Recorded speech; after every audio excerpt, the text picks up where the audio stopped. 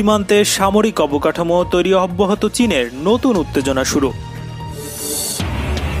সীমান্তের সংঘর্ষে উস্কানি দিয়েছে ভারত, দাবি চীনের। রাশিয়ার বিজয় দিবসের প্যারেডে একসঙ্গে চীন ভারত। ইতিহাসের ব্যতিক্রমী হজ নিয়ে বিশ্বজুড়ে প্রতিক্রিয়া। ইসরায়েলি ক্ষেপণাস্ত্র হামলা প্রতিহতের দাবি সিরিয়ার। এবার মাস্ক না পরায় জরিমানা দিলেন বুলগেরিয়ার প্রধানমন্ত্রী। আবারও কৃষ্ণাঙ্গের গলা চেপে নিউ ইয়র্কে পুলিশ সাসপেন্ড হলেন। ফের সীমান্তে চীন ভারত উত্তেজনা বাড়ছে। দুই দেশের মধ্যে সামরিক পর্যায়ের বৈঠকের পরও অচল অবস্থা কাটছে না। ভারতের পক্ষ থেকে বলা হচ্ছে, পশ্চিম লাদাখ সীমান্তে সামরিক অবকাঠামো তৈরি অব্যাহত রেখেছে চীনা বাহিনী। বেজিং দাবি করছে গালওয়ানের চীনের সার্বভৌমত্ব অধিকার রয়েছে, তবে এ দাবি নাকচ করেছে ভারত। বুধবার টাইমস অব ইন্ডিয়ায় খবর জানিয়েছে। এদিকে বুধবার চীনা প্রতিরক্ষা মন্ত্রণালয়ের মুখপাত্র সিনিয়র কর্নেল ও কিয়ানক এক বিবৃতিতে বলেন, গালওয়ানের চীনের সার্বভৌমত্ব অধিকার রয়েছে। বহু বছর ধরে সেখানে নজরদারি চালিয়ে আসছে চীনা বাহিনী। এবছর এপ্রিল থেকে সেখানে একতরফাভাবে নির্মাণ কাজ শুরু করেছে ভারতীয় সেনা। একাধিকবার তার প্রতিবাদ করে চীন। বেজিং এর বিবৃতির প্রতিবাদ করেছে দিল্লি। গালওয়ান উপত্যকার ওপর চীনের সার্বভৌমত্বের দাবিকে প্রত্যাখ্যান করে ভারত বলছে, প্রকৃত নিয়ন্ত্রণ রেখায় স্থিতাবস্থা পরিবর্তনের একতরফা প্রচেষ্টা গ্রহণ করা হবে না। প্রকৃত নিয়ন্ত্রণ রেখা লঙ্ঘন নিয়ে 15 জুন লাদাখে চীনা বাহিনীর সঙ্গে সংঘর্ষ বাধে ভারতীয় জওয়ানদের। এতে 20 ভারতীয় সেনাবাহিনী নিহত হন। তবে চীনের পক্ষ থেকে হতাহতের বিস্তারিত জানানো হয়নি। সীমান্তের সংঘর্ষ নিয়ে ভারতের ওপর সব দায় চাপিয়েছে চীন। দেশটির বিরুদ্ধে সীমান্তের সংঘর্ষে একতরফাভাবে উস্কানি দেওয়ার অভিযোগ এনেছে বেজিং। চীন বলছে, সীমান্তে শান্তি বজায় রাখতে দুই দেশের মধ্যে যে চুক্তি হয়েছিল তা লঙ্ঘন করেছে ভারত। 15 জুন রাতে ভারতীয় সেনাবাহিনীর প্রকৃত নিয়ন্ত্রণ রেখা লঙ্ঘন করে চীনা ভূখণ্ডে ঢুকে পড়েছে। বুধবার দেশটির পররাষ্ট্র মন্ত্রণালয় থেকে কথা জানানো হয়। ভারতীয় সংবাদ মাধ্যম বলছে, প্রকৃত নিয়ন্ত্রণ রেখা লঙ্ঘন করে ভারতীয় ভূখণ্ডে প্রবেশ নিয়ে 15 জুন লাদাখে চীনা বাহিনীর সঙ্গে সংঘর্ষ বাধে ভারতীয় জওয়ানদের। এতে 20 ভারতীয় সেনাবাহিনী নিহত হয়। তবে চীনের পক্ষ থেকে হতাহতের বিস্তারিত জানানো হয়নি। কলকাতার আনন্দবাজার পত্রিকা জানিয়েছে, চীনা প্রতিরক্ষা মন্ত্রণালয়ের মুখপাত্র সিনিয়র কর্নেল ও কিয়ানক বিবৃতিতে বলেন, গালওয়ানে চীনের সার্বভৌমত্ব অধিকার রয়েছে। বহু বছর ধরে সেখানে নজরদারি চালিয়ে আসছে চীনা বাহিনী। এবছর এপ্রিল থেকে সেখানে একতরফাভাবে নির্মাণ কাজ শুরু করে ভারতীয় সেনা। একাধিকবার তার প্রতিবাদ করে চীন। বেজিং এর দাবি, 6 মে সকালে প্রকৃত নিয়ন্ত্রণ রেখা পেরিয়ে চীনা ভূখণ্ডে কাঠামো নির্মাণ শুরু করে ভারত। চীনা বাহিনীকে নজরদারি চালাতে বাধা দেয় তারা। তাতে সীমান্তে নিরাপত্তা জোরদার করা হয়। বিষয়টি নিয়ে 6 জুন দুদেশের সামরিক স্তরে বৈঠক হয়। তাতে গালওয়ান উপত্যকায় নজরদারি না চালানো এবং কাঠামো নির্মাণ না করায় সম্মত হয় ভারত। সেখানে দুই পক্ষই সেনা সরাতে রাজি হয়, কিন্তু 15 জুন সন্ধ্যায় প্রকৃত নিয়ন্ত্রণ রেখা লঙ্ঘন করে ভারতীয় সীমান্তরক্ষী বাহিনী।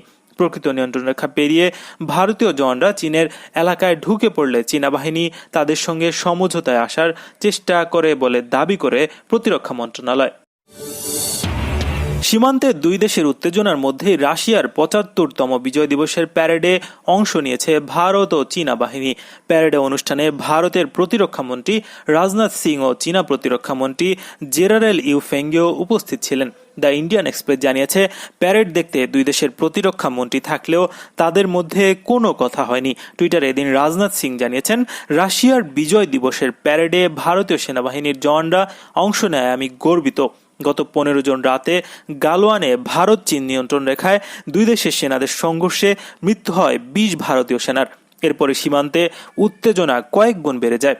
মঙ্গলবার উভয় দেশের সেনা পর্যায়ের বৈঠকে নিয়ন্ত্রণ রেখা থেকে দুদেশেই সেনার সংখ্যা কমাবে বলে সিদ্ধান্ত হয়। এদিকে লাদাখ ইস্যু নিয়ে রাশিয়ার পররাষ্ট্রমন্ত্রী সার্গেই লাভরভ বলেছেন, ভারত চীন নিজেরাই নিজেদের সমস্যা মেটাতে পারবে, অন্য কারো সাহায্যের প্রয়োজন হবে না। চীন সমস্যায় গত 2 সপ্তাহ ধরেই রাশিয়াকে সঙ্গে নিয়ে চলছে ভারত। প্রকৃত নিয়ন্ত্রণ রেখায় সাম্প্রতিক পরিস্থিতি নিয়ে গত 3 সপ্তাহে বিভিন্ন স্তরে রাশিয়ার নেতৃত্বের সঙ্গে কথা বলেছেন ভারতের পররাষ্ট্র সচিব হর্ষবর্ধন শ্রিংলা, পররাষ্ট্রমন্ত্রী এস জয়শঙ্কর এবং মস্কোয় নিযুক্ত ভারতীয় রাষ্ট্রদূত।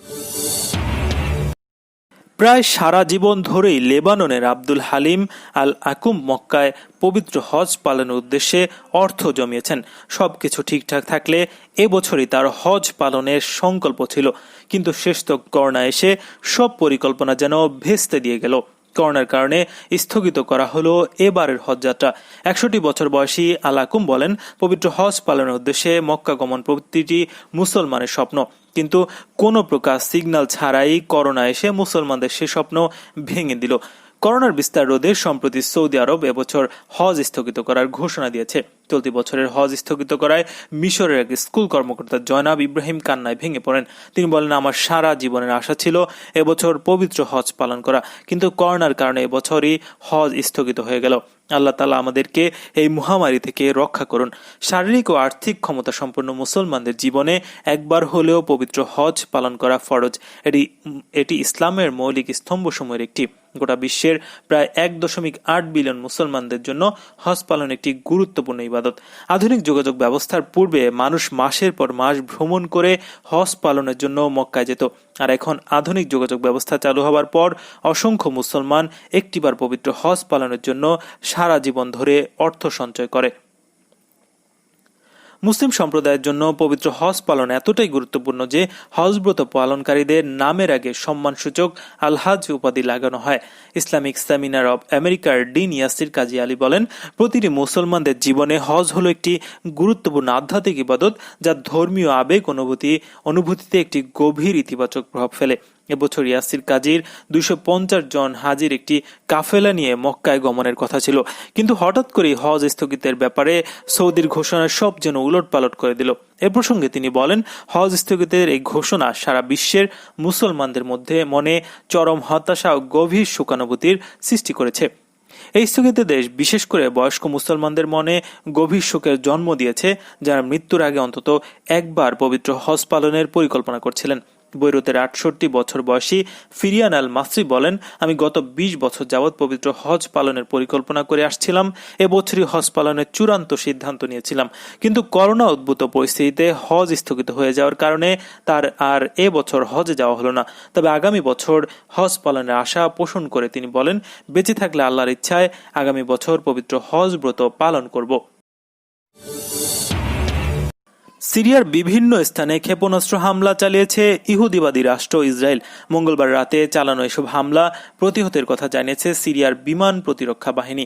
সিরিয়ার রাষ্ট্রীয় বার্তা সংস্থা সানা জানিয়েছে, সিরিয়ার দক্ষিণাঞ্চলীয় প্রদেশ সুয়াইদা, পূর্বাঞ্চলীয় দেইর জোর এবং মধ্যাঞ্চলীয় হোমস প্রদেশের ক্ষেপণাস্ত্র হামলা চালায় ইহুদিবাদী ইসরায়েল। সিরিয়ার কয়েকটি সামরিক অবস্থান লক্ষ্য করে একই সময়ে এসব হামলা চালানো হয়, দেশটি জানিয়েছে। সানা জানিয়েছে, সিরিয়ার বিমান প্রতিরক্ষা বাহিনী সফলতার সঙ্গে ইহুদিবাদী আগ্রাসন মোকাবেলা করলেও সুয়াইদা প্রদেশের সালখাত শহরের একটি সামরিক অবস্থানে ইসরায়েলের ক্ষেপণাস্ত্র আঘাত হানে। এতে 2 সেনা নিহত এবং 4 জন আহত হয়েছে। এছাড়া বেশ কিছু সামরিক সরঞ্জাম ক্ষতিগ্রস্ত হয়েছে। ইসরায়েল গত কয়েক বছর ধরে মাঝে মধ্যেই সিরিয়ার ওপর বিমান ও ক্ষেপণাস্ত্র হামলা চালিয়ে আসছে। সিরিয়ার অভিযোগ, দীর্ঘদিন ধরে উগ্র সন্ত্রাসীদের অর্থ ও অস্ত্র এবং সামরিক সহযোগিতা দিচ্ছে ইসরায়েল। মাস্ক না পরার কারণে জরিমানা গুনতে হয়েছে খোদ প্রধানমন্ত্রীকেই। করোনা মহামারীতে এই স্বাস্থ্যবিধি না মানায় বুলগেরিয়ার প্রধানমন্ত্রী বয়কো বেরোসিভকে $174 জরিমানা করছে দেশটির স্বাস্থ্য মন্ত্রণালয়। মঙ্গলবার মাস্ক না পরে 1000 বছরের পুরনো একটি গির্জা পরিদর্শনে গেলে প্রধানমন্ত্রী বয়কো বেরোসিভকে এই জরিমানা দিতে বলে জানিয়েছে বার্তা সংস্থা রয়টার্স। অন্যান্য দেশের তুলনায় ইউরোপের এই দেশটিতে করোনা সংক্রমণ নেহায়েত কম। আন্তর্জাতিক জরিপ সংস্থা ওয়ালমিটার্সের দেয়া তথ্য অনুযায়ী দেশটিতে এখন পর্যন্ত করোনায় মাত্র 3984 জন আক্রান্ত হয়েছে এবং মারা গেছে 207 জন। তবে মহামারী রুখতে বেশ কঠোর ভূমিকা পালন করেছে দেশটির স্বাস্থ্য মন্ত্রণালয়। রয়টার্স জানিয়েছে, গত সোমবার বুলগেরিয়ায় সব ধরনের ঘরোয়া অনুষ্ঠানে মাস্ক পরার নির্দেশনা জারি করে দেশটির স্বাস্থ্যমন্ত্রী কিরিল আনানিয়েভ। প্রধানমন্ত্রীকে জরিমানার বিষয়ে বুলগেরিয়ান স্বাস্থ্যমন্ত্রী কিরিল আনানিয়েভ জানিয়েছেন, রিলা মনসার্টারে গির্জায় সুরক্ষা মাস্ক ছাড়াই গিয়েছিলেন প্রধানমন্ত্রী, তাই নিয়ম অনুযায়ী তার জরিমানা করা হয়েছে। ওই সময় তার যেসব সফর সঙ্গীরা মাস্ক পরেননি তাদের সবাইকে জরিমানা করা হবে বলে জানান এই স্বাস্থ্যমন্ত্রী। যুক্তরাষ্ট্রে আবারও নিরস্ত্র এক কৃষ্ণাঙ্গ যুবকের ঘাড় চেপে ধরল পুলিশ। বর্ণবাদ বিরোধী বিক্ষোভের মধ্যেই এবার ঘৃণ্য এই কৌশল প্রয়োগ করা হয়েছে নিউ ইয়র্কের কুইন্সে। ঘাট চেপে ধরে যুবককে আটক করে 4 শ্বেতাঙ্গ পুলিশ। জর্জ ফ্লয়েডের মতো এই ঘটনার একটি ভিডিও ভাইরাল হয়েছে। এতে নেতৃত্ব দেয়া পুলিশ কর্মকর্তাকে বরখাস্ত করা হয়েছে। পুলিশ কমিশনার জানিয়েছে, গ্রেফতার করতে গিয়ে এভাবে শ্বাসরোধ করার প্রক্রিয়া অনুসরণ করা অত্যন্ত আপত্তিকর। খুব দ্রুত ব্যবস্থা নিয়ে রোববার বিনা বেতনে সাসপেন্ড করা হয়েছে ওই অফিসারকে। তার বিরুদ্ধে তদন্ত চলছে। ভিডিওতে দেখা যায় রিচার্ড বেলভিকে গ্রেফতার করার সময়ে মাটিতে ফেলে তার গলা 2 হাতের চাপে পিষে দিচ্ছেন অফিসার। পেছন থেকে কেউ একজন বলছেন, থামুন, তার শ্বাসরোধ করবেন না। সেই কথা শুনে অফিসার হাত আলগা করেন এবং বাকিরা তার শার্ট ধরে মাটি থেকে টেনে তোলেন। এই ঘটনার পর শহরের মেয়র বলেন, কুইন্সের এই ঘটনায় নিউ ইয়র্ক পুলিশ তদন্ত করে এক অফিসারকে সাসপেন্ড করেছেন। এভাবে সঙ্গে সঙ্গে কোনো পদক্ষেপ নেওয়া জরুরি ছিল। এদিকে 4 সপ্তাহেরও বেশি সময় ধরে যুক্তরাষ্ট্র জুড়ে অব্যাহত রয়েছে বর্ণবাদ বিরোধী বিক্ষোভ।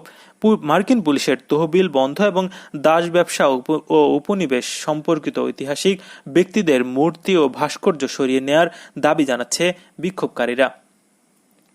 এরই মধ্যে ওয়াশিংটনে সোমবার সাবেক মার্কিন প্রেসিডেন্ট অ্যান্ড্রু জনসনের মূর্তি গুঁড়িয়ে দেওয়ার চেষ্টা চালান তারা। বিক্ষোভকারীদের দাবির মুখে নিউ ইয়র্ক মিউজিয়ামের সামনে প্রথম প্রেসিডেন্ট জর্জ ওয়াশিংটনের মূর্তিও সরিয়ে নেওয়ার সিদ্ধান্ত নিয়েছে কর্তৃপক্ষ। সিয়াটলে পুলিশ মুক্ত এলাকা থেকে বিক্ষোভকারীদের সরে যাওয়ার আহ্বান জানিয়েছেন সিটি মেয়র জেনি ডারকান। নতুবা শক্তি প্রয়োগের মাধ্যমে তুলে দেওয়া হবে বলে হুঁশিয়ারি দিয়েছেন তিনি।